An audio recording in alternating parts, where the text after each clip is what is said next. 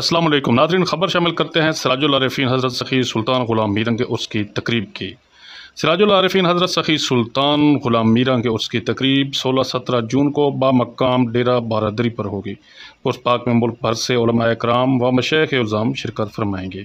عرس پاک کی تقریب کی صدارت سجادہ نشین مرکزی ناظم اعلیٰ جماعت اہل سنت پاکستان امیر جماعت الصالحین پاکستان صاحبزادہ الحاج پیر محمد خالد سلطان القادری فرمائیں گے۔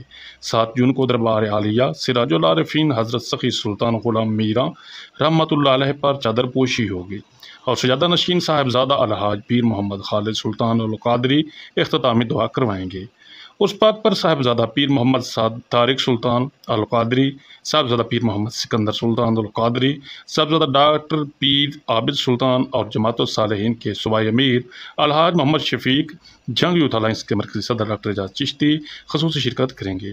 میڈیا کوارڈینیٹر ذوالفقار علی کے مطابق مقامی طور پر Malik Azhar Nadeem chairman press club Garh Maharaja کے ساتھ ساتھ مختلف میڈیا نمائندگان کثیر تعداد میں شرکت کریں گے۔ انہوں نے بتایا کہ سیکورٹی کے بھی سخت انتظامات ہوں گے۔ عرس پاک میں ملک بھر سے عقیدت مند حاضری دیں گے۔